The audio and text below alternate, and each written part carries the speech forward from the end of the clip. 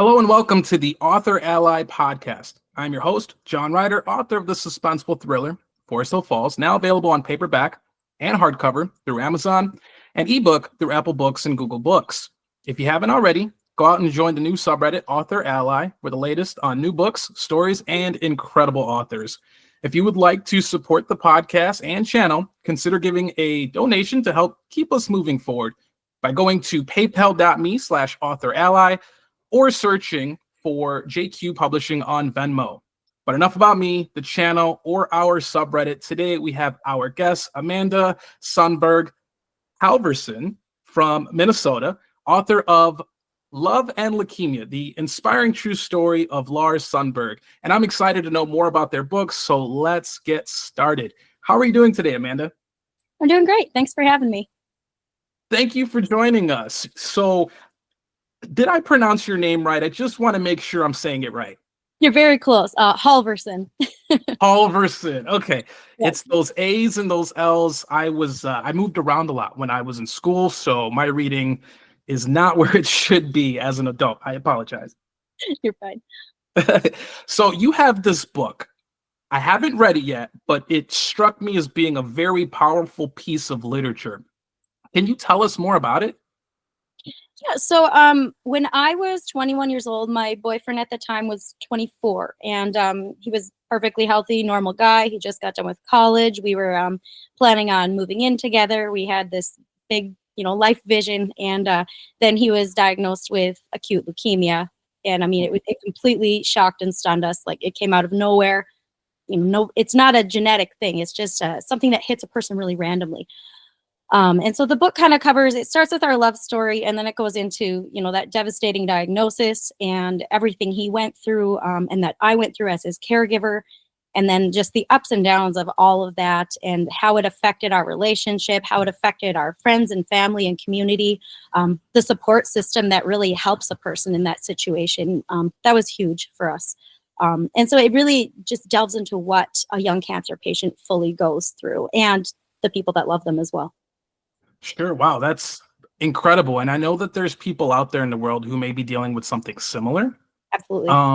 And so a book like this is very powerful in helping them get through it, because I realize oftentimes we do want to read things that are sort of pertaining to our life. I know myself, even with movies, if I'm watching like a new movie, I want to make it something that I'm kind of going through so I can kind of relate. It helps me get over things. So it's really big that you wrote a book like this. So would I be fair in saying that your late husband helped inspire this and sort of make you want to write about this incident? I guess where I'm going with this is, you dealt with this one time through just by living it. What made you want to turn this into a book? How did that kind of come about? So when he had his first relapse, he actually ended up relapsing 3 times before he succumbed to the disease. It had already been a really crazy experience, and we were just at a point where we were trying to focus on creative endeavors, I guess, during his healing process that second time around. And we were kind of talking about it. I spoke about how much I enjoyed writing. I was in the process of writing a creative book. And then he said, "Hey, wouldn't this make a really good book?" And I said, "It's intense. Yeah, probably." And then we kind of kept talking about it. And he said, "I think you should. I think it would help people." Because especially at the time, this is back in 2011 at this moment, people didn't really talk about young cancer patients that much. You would see fictional movies about it, Nicholas Sparks had A Walk to Remember, but it was very minimal. And everyone kind of acted like, "Oh, well, people get sick. It's not a big deal." And to us, it was, you don't understand what we're going through. It's not like he did something to deserve this. He's just a regular guy who got sick. And so to us, it was a way of trying to make it relatable to people that, hey, people get sick. It happens to everybody at one point or another. And, here's what it's like. Just trying to make it relatable for people, I guess. Yeah. And that's huge. I think everything you said there is very touching. I remember when I was in college, my mother had, she just gotten stage 2 breast cancer. And I was actually on my way to class when I found out. Cancer is something that's very hard to deal with. So I commend you for going through it and then being able to write a book to help others. That's really selfless, I guess, of you, to be able to put your experience out there and kind of talk about it. And with the hopes that others can learn from it and learn how to deal with cancer, right? Which does suck for everyone. Mm-hmm. Kudos to you on that. I know for myself, just with dealing with my mother, like that was tough. And I can't imagine the amount of strain that put on you and your relationship there. Is there sort of, I guess there's no way to really, everyone's got their own way to deal with things, but is there a way that you can, like, anyone can prepare for something like that? Like, what's something that you would have wanted to know going into this your first time, that might Yeah. have helped you when you heard of this, when this happened to you and your relationship? Looking back, it was definitely something where it catches you so off guard right away that it's not something you can prepare for right away. You basically have to kind of sit and soak it all in right away and deal with the shock, because inevitably there's going to be shock when you get this kind of diagnosis, especially when your entire life has to be put on hold, literally everything. So that's hard. But I guess one thing that we learned, especially as he continued to have relapses, and every single time it was a shock, even though, you're past it and you think it's over and then it comes back, it's a shock every time. But something that my husband always said was, one day at a time. He said, we can't look at the future anymore. We can't look at next week. We can't look at next month. Let's just deal with today as it, whatever we're given today. And any small step forward, let's celebrate that one small win each time. And honestly, that kept us sane, 100%. I love that. Yeah, let's think of today, because we're not promised tomorrow. Only thing we have is today. And that's something just in my own world, just dealing with my own struggles. I try to remember. Sometimes we get caught up in everything, Mm-hmm. and my wife and I have this conversation a lot. Like, how do we ground ourselves again? How do we just refocus? And I think a lot of that is to just focus on today, celebrate what's in front of you. That's all you can control, right? Mm-hmm. So I think that's a powerful message. I think that resonates with not only myself, but obviously lots of our listeners and viewers. Yeah, that's a wonderful message. So going back to the writing of this book, did you write to theme, or did you just kind of write out your experience? I guess where I'm going with this is, what are some themes that kind of popped out, and how did you write about that? Like, how did that come about? There's definitely themes. There's, unconditional love, I think, being the main theme, not just between him and I, but our friends, our family, our community members as well. I mean, there's a lot of love. And I think that's the best part, is that, when you get a cancer diagnosis, it feels like the end of the world. It feels like there's something evil at play. And because we had all this love surrounding us, it never really fully controlled our lives, because in the end, I guess it's kind of a love wins type of theme.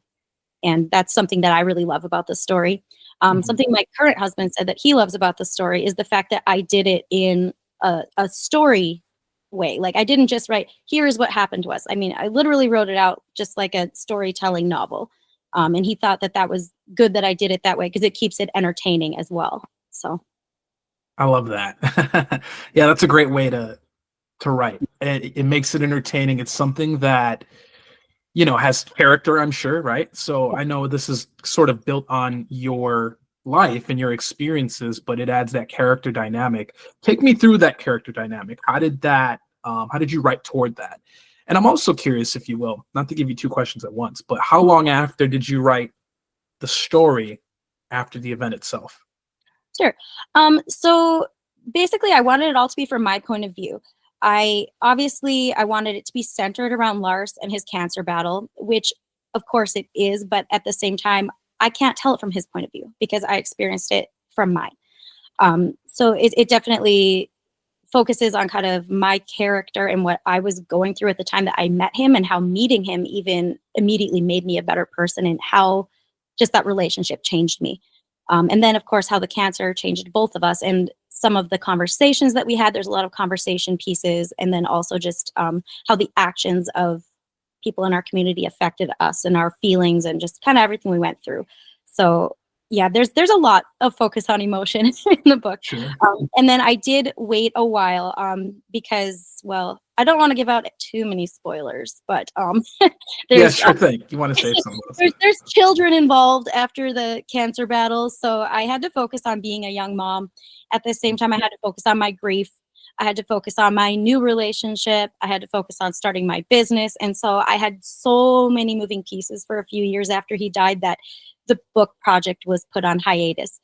But I think I needed to do that in order to write it the way it needed to be written. Otherwise, it would have just been too emotional for me. And I think it was just too hard for me to go there. So yes, I started it in 2011, but I scrapped it and restarted it probably 3 times before I officially wrote the current version beginning last April, so almost a year ago. And I had it published by December. So it's almost a 500-page book, and I wrote it in about 8 months somehow. I love that. That's amazing. That's like really good work. Like to be able to do it all in a year, like that's incredible. I mean, I've met other authors who they take 2-3 years to write a book, and you were able to do it in 8 months. So good for you. Give yourself a good pat on the back there. And also, I just want to point out, you are a really resilient person to be able to deal with all that, with everything on your plate, and still keep your nose above water. That's amazing.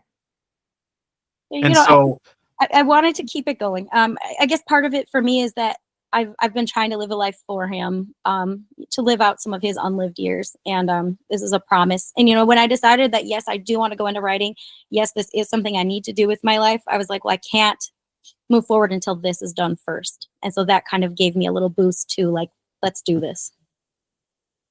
Yeah, that's great. That's great. Wow. And you kept your promise and you made something remarkable from it. So that's amazing. Good for you. When you're writing a book like this, I imagine you probably step away from your computer after a while. I know with myself, I'm not really too familiar with medical jargon. So I'm curious if, when it comes to, because I'm sure there was a lot of medical elements in this book to some effect, right?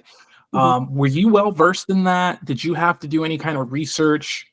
Take me through that process. Sure. So while he was going through everything, like I was his main caregiver. His sister did help me during his bone marrow transplant, and his parents stepped in once in a while too. But for the most part, I was the main caregiver. So each time that he would have new medicine, a new side effect, diagnosis, stuff like that, I would get myself very well versed at the time. And thankfully, I have a steel trap of a memory, so I remembered most of it. I also had my old Caring Bridge entries, and so in a way, it was almost a research paper. I would go back and read those because there were certain things I forgot. I mean, this was a long time in between the actual events and me writing, but thankfully, I was very, very detailed in those Caring Bridge journals that I was able to use those. And then a couple things I'd go back and refresh my memory with Dr. Google. But Google magic, yeah. But yeah, I've been told by several people that I did a pretty good job explaining it. And it was things they didn't even know existed or what they were, and now they kind of felt a little educated on it. So that was kind of cool. That's a nice element. Anytime you can kind of learn something, and anything like I'm sure that helps with bringing the realism of the story into in front of the reader, right? Yeah. So that's good for you. Now, you mentioned something called Caring Bridge. What is that for those of us that don't know? Oh, sure. So I guess it was more popular probably 10, 20 years ago, but that used to be a way before social media and before social media really took off to what it is now, where people going through any kind of medical journey could kind of document what they're dealing with. So like when people have been in car accidents too, it's like, well, here's how the healing's going today. Here's the upcoming surgeries, stuff like that. So it's just a way to keep friends and family back home in the loop. Oh, interesting. And is this still relevant now? I've just personally never heard. It is still used. I don't think it's used as widely. I think most people probably just do Facebook updates at this point, but it is still around. But it's great because it's kind of set up in a format like a blog almost. There's like a journal portion where you just like talk about the entirety of like what's happened. Like here's the diagnosis on this date, such and such. But then you also have like little updates you can do as often as you want. Sometimes I was updating it twice a day. And I mean, it's pages and pages and pages long what I had to go through. So I was very thankful that I was diligent in using that throughout his battle. Love that. You had something to go back to. Yes. Nice. So writing this story, just to go back down that road, were you able to write? I mean, like I would imagine you had to take a step back at some point, right, from writing? Because I know in my experience and a few of the other authors I've interviewed, sometimes they have to take a step back because their creative juices kind of stop flowing. What was that like for you? Did you hit any roadblocks with writer's block? Did you do anything to get the creative juices flowing again? What was that like for you? Yeah, so it's definitely a little different from my fiction writing where I never really had writer's block per se, but I had things that I did not like writing about. I had things that it was very hard for me to write about, and I'd be like, I really want to skip this part. And so when I Yeah. get to that part, sometimes I'd have to force myself to just like, okay, make it to this stage and then give yourself a break. Or, I mean, I would be like, I need a couple days before I can get into this. So that was a little difficult. And then when it got to the end of the book, I was pretty emotional. And so the house that he and I shared together, my in-laws actually own it currently. And so I actually messaged my mother-in-law and I said, hey, can I come stay there for a couple days because I need a minute to really fully, I guess, process what I just wrote. So that Sure. was, to Yeah. me, my most interesting experience of writing it was like, I need to ground myself by putting myself back in the place where this all happened. Just weird how the brain works sometimes when you're writing. I mean, it must have felt like a really big weight off of your shoulder, though, once you finished the book, was it not? Oh my gosh, yes. Like I felt like 1,000 pound weight came off my chest, like 100%.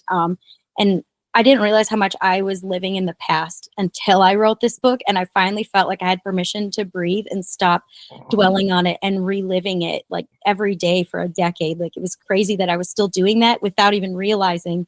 And this book has been so therapeutic for me to have it out there and be like, if I need to revisit it, I can read the book. I don't have to think about it anymore. So that's been really good. Good for you. I mean, that's amazing growth right there, and I love that it was therapeutic for you. That's amazing. Um, so writing this book, were you influenced by any other authors out there that you probably read their material from? Any You know, authors that really like helped you hone in on your craft? And I know there's characters in this book, so did you kind of was your writing influenced by other authors by any means when it comes to the character creation of this book? I've noticed, so I'm okay, this sounds kind of dumb because it's so cliche, but like I was a huge Harry Potter nerd. I was definitely Yes, love Harry Potter. a kid, so I have noticed over the years that my writing style is very, very, very reminiscent of J.K. Rowling, like just the way I describe people and like the way, yeah. So she definitely influenced a lot of that for me, I guess. I also like the CB Strike series too. Um, that's really it. Otherwise, my writing style is my own. Like I definitely draw on that just because it was my formative years, but otherwise it's definitely my own. Well, I mean, that's a good author to sort of model yourself after. Yeah. Definitely very successful there. Real quick, I'm curious. So you wrote the book. What was the publishing process like for you? Was that harder than the actual writing of the book, or was that a breeze for you? So I kind of got taken in by one of those vanity presses right away, which was very Sure. annoying because it was also new to me. I just kind of Googled some stuff and then I got sucked in onto one of those a little bit. And I'm frustrated that that happened. I wish I would have researched a little further before diving into that. But then once I realized what was going on, I kind of backed out and discovered KDP, the Amazon self-publishing. And that was great. Once I delved into that, it was an easy process. I had to tweak a few things here and there, but that wasn't so bad. I didn't mind it at all. And so I was able to do that. And I did Barnes and Noble. And now I actually have an Audible as well.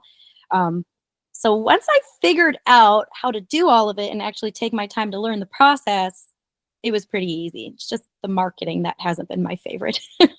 Sure, yeah, that's a whole different beast in itself. The It is. marketing of it all is really tough to do on your own, especially because you're a creative person. So then marketing is complete business, and those are two different sides of the brain, and that's annoying. I think that's the part that I hear a lot of authors complain most about.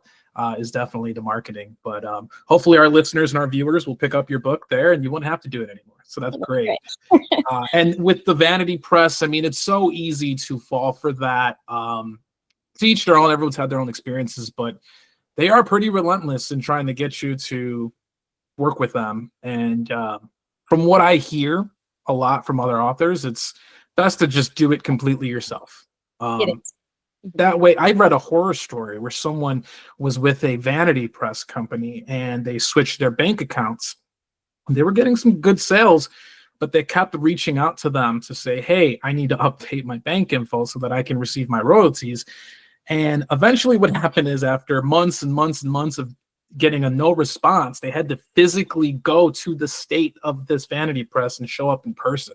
Oh, So yeah, you can imagine the situation that was like.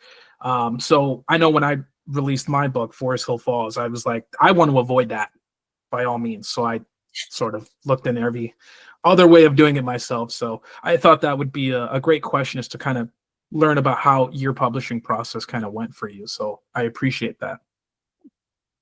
So with that being said, then what do you have on your plate next? What is on the horizon now that you've released this book? What can we expect from you?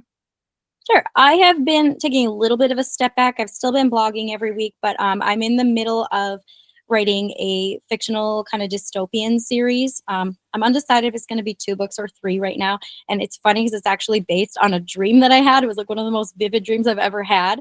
I've tweaked it a lot to make it what I want, but I'm excited about it. It's really fun. And then after that, I have a historical fiction series that might be a little longer that I'm working on too. So I haven't found my niche yet per se, but I'm going to release both of those, and I'm going to kind of go from there and figure out what's more comfortable for me.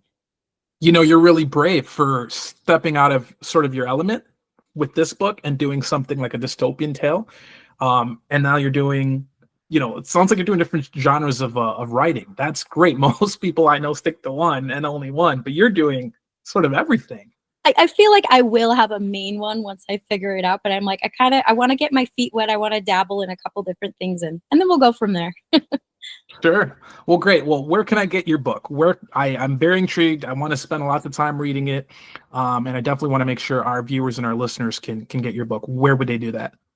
Sure. So it is on Amazon. It's currently on Kindle Unlimited, but I believe that is up at the end of the month now. But otherwise, I've got both paperback and ebook on Amazon. Paperback on Barnes and Noble right now, but once the Kindle Unlimited expires, I'll have it on ebook there as well. And then it's also on Audible, and I narrated it, and my current husband produced it because he does sound mixing and music stuff. So lots of fun. Very cool. Very cool. Well, we definitely appreciate your husband for helping you with that. I'm definitely going to grab a copy myself. So thank you for stopping by today and talking about your book. Can't wait for our listeners to read it and connect with you on social media. We'll put a link there to grab your book as well. Do you have any last words, any last thoughts, advice, anything you would give other authors? Yeah, just do what feels right. First of all, focus on your writing. Just delve into it. Do the best you can. Enjoy yourself, while you're writing. Just go for it. Don't stop. Don't, if you take a break, that's fine, but don't stop. Get it done. And then once you get it done, then worry about the next steps. Don't frazzle yourself ahead of time. Just follow your dreams. Wise words. Love that. Amanda, thank you so much for being with us today. We definitely want to have you back on AuthorAlly when your next book is released. So please think of us and keep us in mind, okay? Also, thank you so much for having me, John. I appreciate it. Thank you so much. Take care now. You too. Thanks.